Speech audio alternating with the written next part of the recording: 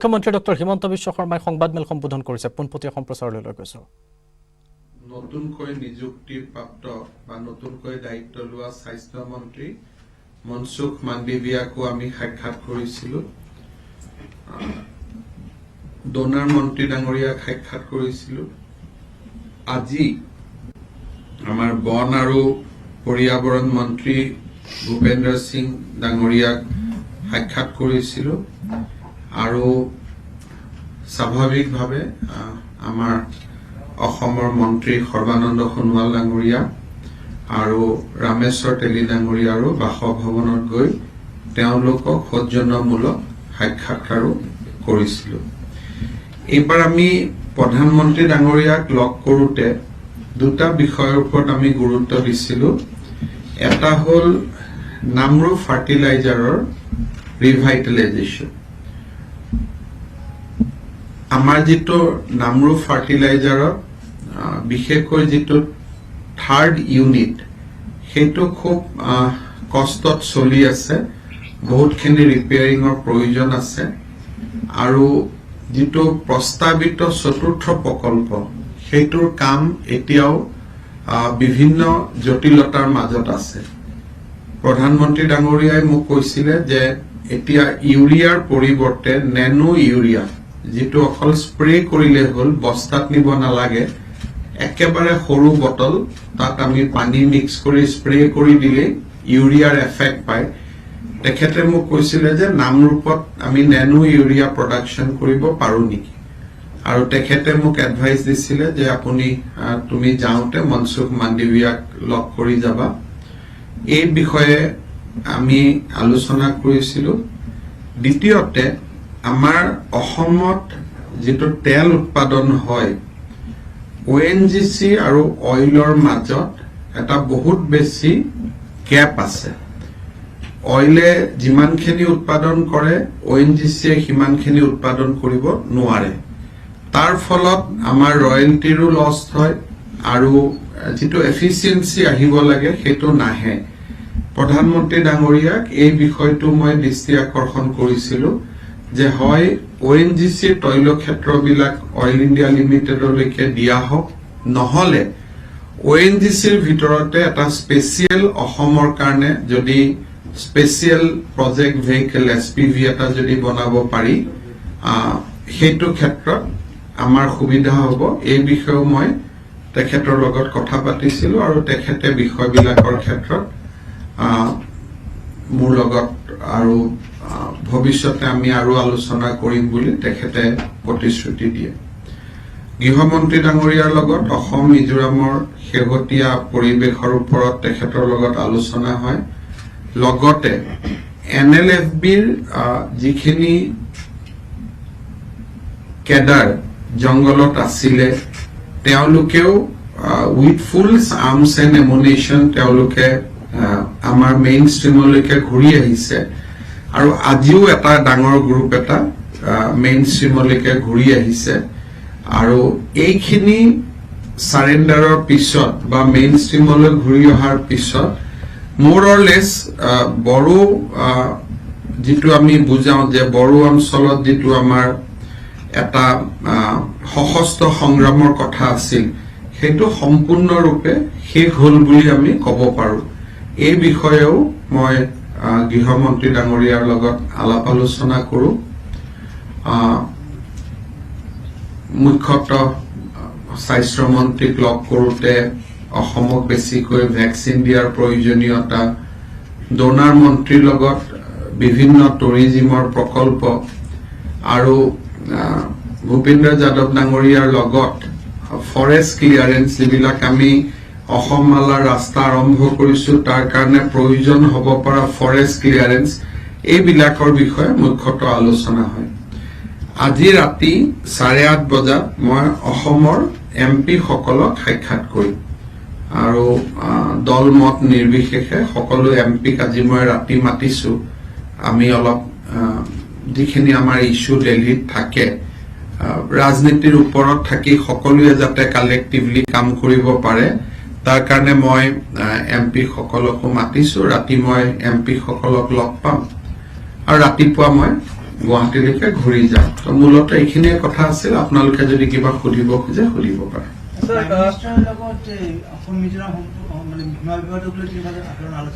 প্ৰধানমন্ত্ৰী লগত কালি লগ পাওঁতে বহুত পতা নাই কিন্তু ডিউৰিং দিছ ইভেন্ট এই ঘটনা চলি থকাৰ সময়ত তেওঁৰ লগত মোৰ টেলিফোনত কথা বতৰা হৈয়ে আছিলে গতিকে শেহতীয়া পৰিৱেশৰ বিষয়ে মই তেখেতক অৱগত কৰিছো তেখেতেও যিহেতু দুখন ৰাজ্যৰ মাজত হৈছে তেখেতেও মোক কৈছে যে ऐसा होने से देश का पीड़ा होता है গতিকে তেখেতৰ কথাখিনি দুইখন ৰাজ্যই তেওঁৰ যিটো মনোভাৱ বা তেওঁৰ যিটো কথা সেইখিনি আমাৰ দুইখন ৰাজ্যকে তেওঁ গোটেই ঘটনাটো চলি থকাৰ সময়ত তেওঁ জনাইছিলে আৰু যিটো জইণ্ট প্ৰেছ ষ্টেটমেণ্ট আল্টিমেটলি হ'ল তাত প্ৰধানমন্ত্ৰী ডাঙৰীয়াৰ বহুতখিনি তেখেতৰ কথা বতৰাই বহুতখিনি প্ৰভাৱ পেলাইছিল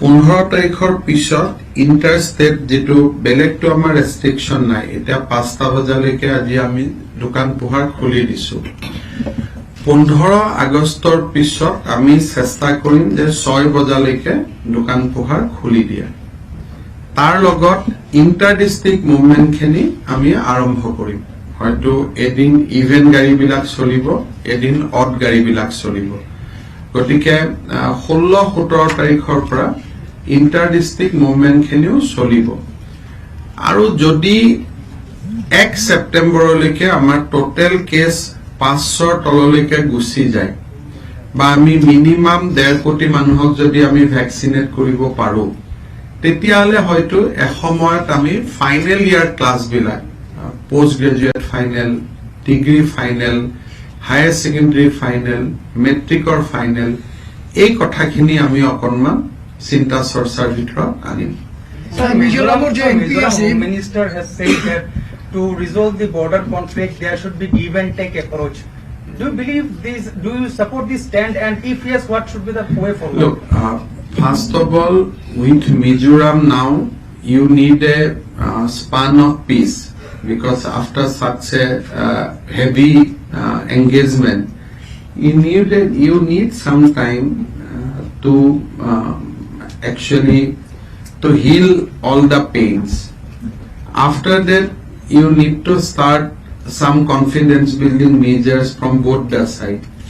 And then you will talk about some final resolutions. So I think both the governments are now talking and definitely both sides will work for peace and tranquility. আচ্ছা মিজোৰামৰ যে এমপি আছিল তেওঁ যে হুকি দিলে যে আমি অসমৰ যে পুলিচ আহিলে আৰু আমি মাৰি দিম they will be killed mercilessly if they come and cross the border তো এই ভাবে আপনি কোনো কথা ভাবিছে নাও প্ৰধানমন্ত্ৰী এইবিলাক কথা পতাৰ কথা নুঠে but issue is that now we have issued a joint statement we brought some kind of peace as of now গতিকে আৰু বাকি কথাবিলাক আমিও মনত ৰাখা নাই we have allowed that to be by MP হৈ এই কথা কয় আপুনি পাতি লব তেওঁৰ লগত স্যাৰ এটা সমস্যাৰ সৃষ্টি হৈছে হওঁতে মেঘালয় বৰ্ডাৰ মই ভাবো যে আমি সমস্যাৰ কথাবিলাক কৈ থাকিলে সমাধান কেতিয়াও নোলাব কবাত ঘটনা ঘটি থাকে সদায় ঘটি থাকে গতিকে মই ভাবো যে বহুত বেছি হেবিলাকত চাব প্ৰয়োজন নাথাকে আমাৰ আলোচনা চলি আছে আৰু মই ভাবো যে আমি এটা পৰ্যায়ত অসম মেঘালয় সীমা সমস্যা আমি সমাধান কৰিব পাৰিম স্যার এখন দুখন গাঁও লৈ পেলাই 1 ইঞ্চি 2 ইঞ্চি মাটি লৈ পেলাই দুখন ৰাজ্যৰ কাজিয়া কৰি থকাৰ কোনো মিনিং নাই এবোৰতো ভাৰতৰে মাটি হয় did you sort out the problem on Nagaland border issue The area where dispute was there, we have resolved it. That will maintain status quo. Sir, as you have mentioned that the border issues, you will show some practical solutions. So, what type of practical solutions? We have identified four core issues. One is will of the people. There are people in the village, in the border, So their loyalty is in which side? Whether they are loyal to Assam or they are loyal to Meghalaya. So that is one of the primary criteria. Second criteria is your history. Third criteria is that administrative convenience. Why both the state exist? State exists for the welfare of the people. So if from Meghalaya to district headquarters you have to travel 10 kilometers. To Assam you need to travel 30 kilometers. So definitely administrative convenience is not in the side of Assam or vice versa. And the contiguity to the constitutional boundary. So four broad criteria we have formulated, that historical perspective, contiguity, administrative convenience and will of the people, which is the most important. So, sir, historically, they are not. They are saying that they are not going to leave the land. In front of me, they have not said. And we do not want anybody to leave the land. Assam has no claim over any land. Assam has not asked for any land. So we are not asking for any land, and it is not question of them leaving the land, because we never in our history we have asked for any land from our border state. আচ্ছা historical একটা instance আছে আমার ডিমাপুর যেটা আছে অসমৰ এটা actually দাদা নাগালেণ্ডত আছে দাদা এইবিলাক কথা কলে মানুহে বেয়া পাব। 90 ইয়ার্স লিজ আছিল না দাদা এইবিলাক কথা কলে মানুহে অসমৰ জমি এটা এটা মই লৈ কি কৰিম জাগাটো, মই লৈ পেলাই কি কৰিম? এইটোতো ভাৰতত আছে। আজি ডিমাপুৰখন লৈ মই কি কৰিম? মই ক'ত থম তাক? অসমৰ জমি মই ঠিক আছে, কিন্তু লিজ দিছিল 90 years। এখন ভাৰতৰ মাটি আছিলে। আজি ডিমাপুৰখন লৈ মই তাতে কি কৰিম? তাতে মানুহে, ডিমাপুৰৰ মানুহে আজি অসমত থাকিব নেকি? ডিমাপুৰত নগা মানুহ থাকে, তেওঁলোকে নাগালেণ্ডৰ কালচাৰত থাকে, তেওঁলোকে কিয় অসমৰ লগত আহি থাকিব?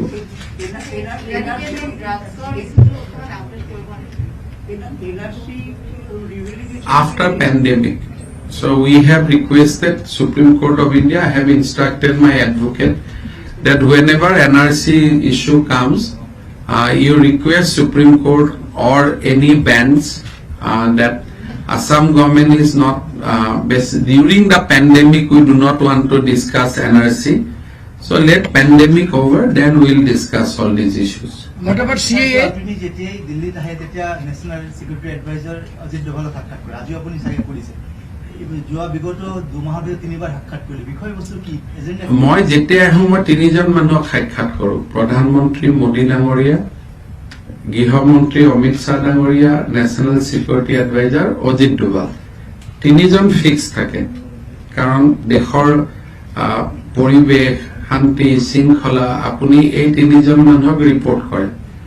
তাৰ পিছত যোন মন্ত্ৰীৰ লগত যাৰ যি কাম থাকে, কেতিয়াবা তেখেত মোৰ তাত আহিলে মোৰ ভাল নালাগে, বয়সত ডাঙৰ যিহেতু, গতিকে মই গুচি যাওঁ, ইমানে। Specifically ULFA regarding ULFA stock তেনেকুৱা কথা একো নাই। যিখিনি ষ্টেটত হয়, মই যিহেতু 2 মাহৰ মূৰত আহোঁ, গতিকে 2 মাহত যিখিনি কথা হয় গোটেইখিনি এবাৰ 3জনক নলেজত ৰাখি দিওঁ। Sir, your initiative of adopting two-child policy norms is being hailed by many other state governments. In fact, a few state governments are also adopting the same policy. What is your take on that? No, I think this is need of the hour, and only thing that you cannot do it by force. So you need to have both incentive and disincentive. So Assam policy is based on incentive and disincentive. So we give incentive for a small family, and we also provide disincentive to the bigger family. So I think if somebody reads or go through Assam population policy, I think people should, at least some of the provision can be followed nationally. Madhya Pradesh government support করেছে আপনাকে। But these are the policy, I mean, we have adopted after deep consultation. So I think if we strictly follow even the age of marriage, then also most of the problem is resolved. So even without going to a new policy, আজি থকা পলিচিখিনিও যদি আমি strictly ফলো কৰো যে 18 আৰু 21 বছৰতে বিয়া হ'ব লাগে, তেতিয়াও প্ৰব্লেম বহুত ৰিজলভ হৈ যায়। কিন্তু প্ৰব্লেমটো হ'ল যে 18 বছৰত মই 4টা বাচ্চাৰ মা হৈয়ে যাওঁ। So সেইটোৱে আমি কৈছো যে even the existing law is enough to handle this issue E properly implemented. অসমৰ এটা বস্তু এতিয়া চৰ্চা চলে যে আপুনি মন্ত্ৰীসভাৰ অংশগ্ৰহণ কৰিব। নাই, তেনেকুৱা এতিয়া কথা নাই। এতিয়া আমি চেষ্টা কৰিম লাহেকৈ আমাৰ ৰাজ্যিক বিজেপিৰ কমিটিখন হ'ব, যিখিনি চেয়াৰমেন নতুনকৈ নিযুক্তি দিব লাগে। যেতিয়া সোণোৱাল ডাঙৰীয়া গুৱাহাটীত যাব আমি বহি কথা পাতি ল'ম। নিকায়সমূহৰ অধ্যক্ষবিলাকৰ কথা আছে, তাৰপিছত লাহে লাহে দেখা যাব। এতিয়া ইমিডিয়েটলি এনেকুৱা ধৰণৰ ইস্যু নাই, আৰু বাই ইলেকশ্যন খিনিও হৈ যাব। दोनों पेपर मिल का एम्प्लॉइज को बुला के मैं बोल दिया हूं ये पैकेज है, अभी दो अपने ही लड़ रहा है। वो लोग का एम्प्लॉइज और ऑफिसर्स का बीच समझौता नहीं हो रहा है। मैंने तो बुला के बोल दिया कि मैं 600 करोड़ रुपया आप लोग को दे देता हूं। तो अभी एम्प्लॉइज बोलता है हमको 24 मंथ्स का सैलरी चाहिए, लेकिन ऑफिसर्स को 12 मंथ्स को। तो ऑफिसर लोग बोलता है हम लोग को भी 24 मंथ चाहिए। तो एम्प्लॉइज बोलता है यार हमको उनको 24 मंथ देने से हमको 48 मंथ्स देना पड़ेगा। तो अभी उनका बीच में ही कुछ इश्यूज है। हम तो हमारा ऑफर दे दिया है, और हमने हमारा सेटलमेंट पैकेज हम बुला के उन लोग को दे दिया हूं कि आपको जीपीएफ मिलेगा, आपको सीपीएफ मिलेगा, 630 करोड़ स्टेट गवर्नमेंट से देगा, हम बोल दिया हूं।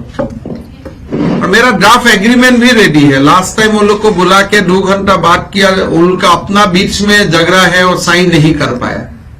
That means there is no possibility of कागज को ये तो पेपर मिल तो नचले ना, ये तो मेसिन टेसिन। Even if you want to have a new paper mill, you have to bring new paper mill, new machine. So once this dispute is resolved, Assam government will decide that whether we should have a new industry or multiple industry there, but paper mill machines are now scrap. Himanta ভাই আপনি তেলো আছে Tell ki ase. Himanta ভাই সংসদত শেহতীয়াকৈ petroleum ministry যিটো মানে reply দিছে, তাতে দেখা গৈছে যে যিটো কাগজ কলৰ বাউণ্ডাৰী তাতে তাৰ তলত ভূগৰ্ভত তেল থকা।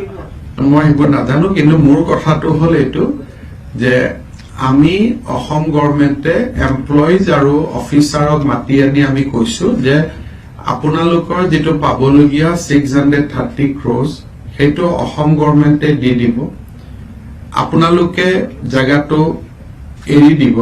তাৰ পিছত আমি ইণ্ডাষ্ট্ৰী ডিপাৰ্টমেণ্টে ডিচাইড কৰিম যে সেইখন ইণ্ডাষ্ট্ৰিয়েল পাৰ্ক কৰিম নে নুমলীগড়ৰ লগত লগ লাগি আমি কিবা আন ইথানল প্ৰকল্পও কৰিব পাৰো, আমি পেপাৰ মিলো কৰিব পাৰো। কিন্তু যেহেতু পুৰণা কৰ্মচাৰীখিনি বা পুৰণা মেচিন এতিয়া সেইখিনি ৰিভাইভ কৰা সম্ভৱ নহয়, চ' আমি তেওঁলোকক অলৰেডি আমাৰ পেকেজ আমি তেওঁলোকক দি দিছো যে এনি টাইম আমি 10 দিনৰ ভিতৰত we are ready to pay you the money. গতিকে মোৰ মতেদি এতিয়া পেপাৰ মিলৰ কোনো ইছ্যু নাই। It is up to them. তেওঁলোকৰ ৱৰ্কাৰ্ছ ইউনিয়ন আৰু অফিচাৰ ইউনিয়নৰ মাজত ডিস্পিউট চলি আছে, সেইটো তেওঁলোকে মোক কৈছে যে 10 দিন মানৰ ভিতৰত ৰিজলভ কৰিব আমি পাৰিম বুলি। তেওঁলোকে ৰিজলভ কৰিলে ষ্টেট গভৰ্ণমেণ্ট ইজ ৰেডি। ভাই এই ডিটেনশন এতিয়া পেপাৰ মিলটো ইছ্যু নহয় আৰু। ডিটেনশন কেম্পৰ লগত আপোনাৰ কি আইডিয়া কি আছে, কি কৰিব লাগে? এতিয়াতো ডিটেনশন কেম্প আমি নোহোৱা কৰিছো, এতিয়াতো আমি ট্ৰানজিট কেম্পত ৰাখিছো। বঙালী বা নেপালীক আপুনি এৰি দিলে, নেপালী বাংলাদেশৰ পৰা নাহে কাৰণে একচুৱেলি নেপালীক ইমান দিন কৰাটোৱে ভুল হৈছে। যিটো চিটিজেনশ্বিপৰ 6A আছে সেইটো আছিলে দোজ হু কাম from the territory of Bangladesh. Only Bangladesh আছে তাত অনলি বাংলাদেশ অনলি তেনেকে আছে। ফৰেনাৰ্ছ ট্ৰিব্যুনেলত অনলি বাংলাদেশৰ পৰা অহা কেছহে আপুনি ৰেফাৰ কৰিব পাৰে। ইণ্ডো নেপাল ফ্ৰেণ্ডশ্বিপ নীতি আছে, নেপালৰ মানুহ ভাৰতত আহি আৰ্মিটো কাম কৰিব পাৰে। So' it was a historical injustice যে আমি তেওঁলোকক প্ৰচিকিউট কৰি আছিলো। বঙালী ডিটেনশন কেম্পত যে আছে হিন্দু বঙালী, সেইটো এটা বেলেগ ইছ্যু। সেইটো কাৰণে আমিতো CA আনিছোৱে, আপুনি ছাপোৰ্ট কৰিলে হৈ যায়। বাকীটো এইটো কাৰণে চবক কওক, আপোনাৰ গোটেই জাৰ্নেলিষ্ট খিনি কওক, ইয়াতে নকৰিব নহয় চবে। ইমপ্লিমেন্টেশন হোৱা নাই না। আপুনি চবক কওক, এইটোত আপুনি আৰু মইতো ইয়াত একত্ৰিত আছো, আপুনিও CA মানে ময়ো CA মানো, নামানা বিলাকক বুজাব লাগে।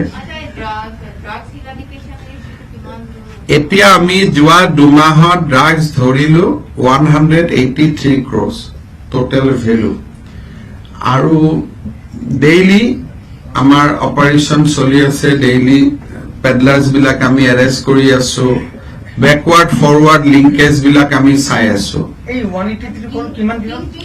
মই দায়িত্ব লোৱাৰ পিছত 90 days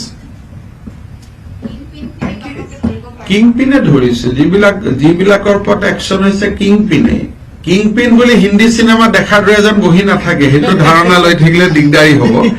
এইবিলাক তাৰ পৰা আনে হোলচেল ৰিটেইলাৰ, যেনেকুৱা বহুত ৰিটেইলাৰ দোকান আছে তেনেকুৱা বহুত ৰিটেইলাৰ। এইটো হিন্দী চিনেমা টাইপ এটা কল্পনা কৰি থাকিলে দিগদাৰ হ'ব যে কৰবাত ডন এজন বহি থাকে, গৈ সেইজনৰ ওচৰত পাব লাগিব, এনেকুৱা নহয়।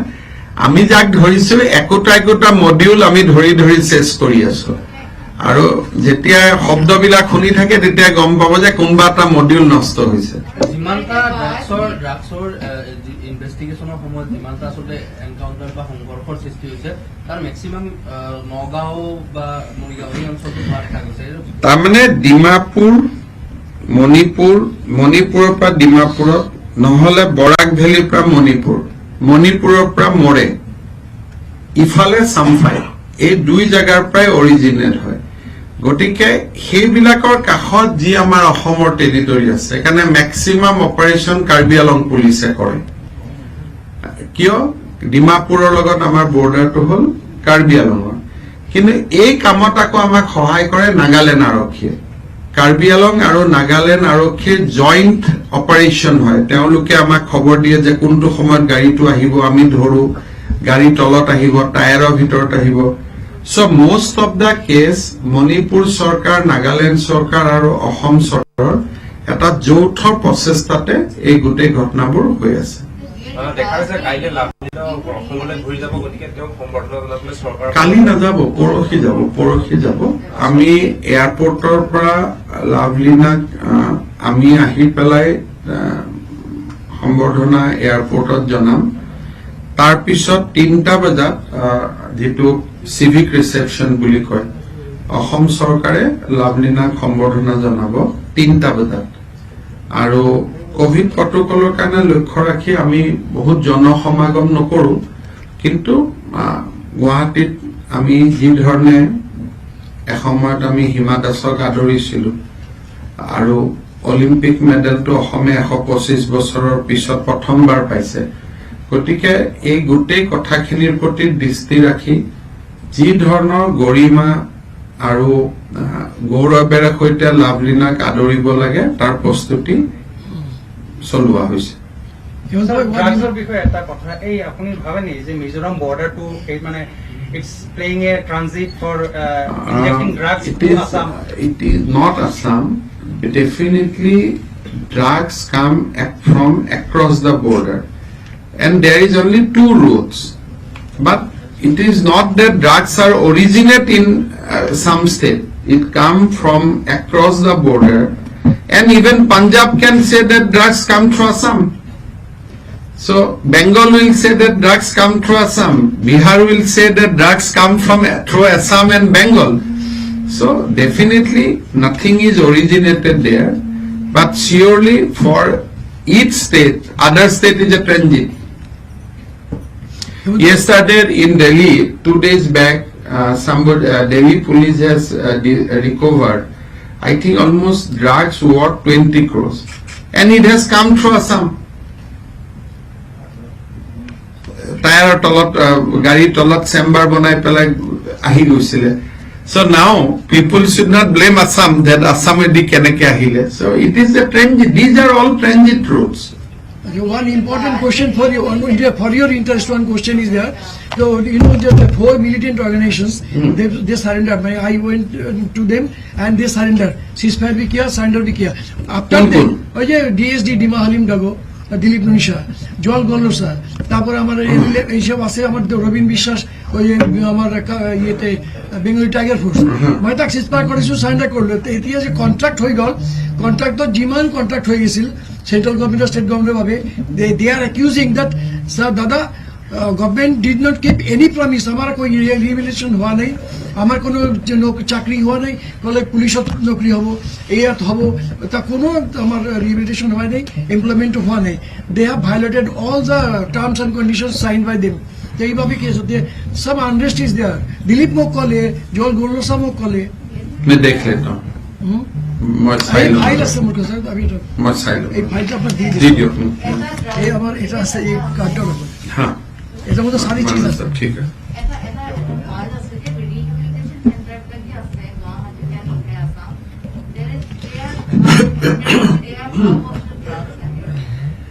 Many people say that they are doing the most cleaning job. এতিয়া these are disputed thing, এখন দুখনত গণ্ডগোল হ'ব পাৰে, কিন্তু মোষ্টলি ৰিহেব চেণ্টাৰৰ পৰা বহুত ল'ৰা ভাল হৈছে, আৰু তাৰ মাজত দুই এজন বেয়া কামো কৰে। So পুলিচৰ definitely there is a close watch on everybody. যিহেতু ড্ৰাগছৰ এগেইনষ্ট এটা ডাঙৰ যুদ্ধ চলি আছে, গতিকে ৰিহেবিলিটেশ্যন চেণ্টাৰ আমি কৰিছো অহা 10 দিনত আমাৰ অসমৰ ৰিহেব পলিচি এটা এনাউন্স হ'ব। মই অলৰেডি ৰিহেব চেণ্টাৰ বিলাকৰ সকলোৰে লগত আলোচনাত বহিছো, আৰু আমাৰ ডিপাৰ্টমেণ্ট বিলাকেও কেইবালানিও আলোচনা বহিছে। Draft rehabilitation policy is now ready. I think within a 10 or 15 days আমি এইটো এনাউন্স কৰিব পাৰিম। কি কলে? ঠিক আছে, आप लोग कुछ पूछना है तो पूछ लीजिए नेशनल मीडिया का। ठीक है, चलिए, थैंक यू सो मच, लग पाम नेक्स्ट टाइम। আপনার এক্সক্লুসিভ ইন্টারভিউ লাগিছিল, লৈ ল'ব কেতিয়া? আপনি তো আগে ওলাই যাব, নেক্সট টাইম আহিলে আপুনি দিম। প্লিজ। আপনি কই ভাল পাও ইমান পাবলিসিটি আমরা লিখিছো না, একদম নিজকে আছিল নতুন দিল্লীৰ পৰা মুখ্যমন্ত্ৰী হিমন্ত বিশ্ব শৰ্মাৰ সংবাদমেল। তেওঁ কেইবাটাও গুৰুত্বপূৰ্ণ বিষয়ৰ ওপৰত মত প্ৰকাশ কৰে, কেইবাটাও গুৰুত্বপূৰ্ণ বিষয়ৰ ওপৰত কথা তেওঁ ৰাখে। নামৰূপ সাৰ কাৰখানাক লৈ PMৰে তেওঁ আলোচনা কৰাৰ কথাও কয়। অসম মিজোৰাম সীমা সমস্যাক লৈ গৃহমন্ত্ৰীৰে তেওঁ আলোচনা কৰাৰ কথাও উনুকিয়ায়। নিশা অসমৰ সাংসদসকলৰ সৈতে তেওঁ বৈঠক আছে, 8 বজাৰ লগে লগে সেই বৈঠকৰ আৰম্ভণি হ'ব। 16 আগষ্টৰ পৰা, অৰ্থাৎ 17 আগষ্টৰ পৰা আৰম্ভ হ'ব পাৰে আন্তঃজিলা যাতায়াত। তাৰ ওপৰতো চিন্তা চৰ্চা চলাব ৰাজ্য চৰকাৰে। যুগ্ম অযুগ্ম নম্বৰেৰে আন্তঃজিলা যাতায়াতৰ ইংগিত দিছে তেখেতে। 4টা দিশেৰে সীমা সমস্যাক লৈ পৰ্যালোচনা কৰা হ'ব। বিবাদমান অঞ্চলৰ লোকসকলৰ ইচ্ছা, ইতিহাস, তথ্যৰ আধাৰ, প্ৰশাসনিক সা সুবিধা ইত্যাদি ইত্যাদি বহুতো বিষয়ৰ ওপৰত প্ৰধানমন্ত্ৰীৰ সৈতেও আলোচনা কৰে, গৃহমন্ত্ৰীৰ সৈতেও আলোচনা কৰে। আৰু আজি সাংসদসকলৰ সৈতে, অৰ্থাৎ অসমৰ সাংসদসকলৰ সৈতে 8 বজাৰ লগে লগে তেওঁ বৈঠকত মিলিত হোৱাৰ কথা উল্লেখ।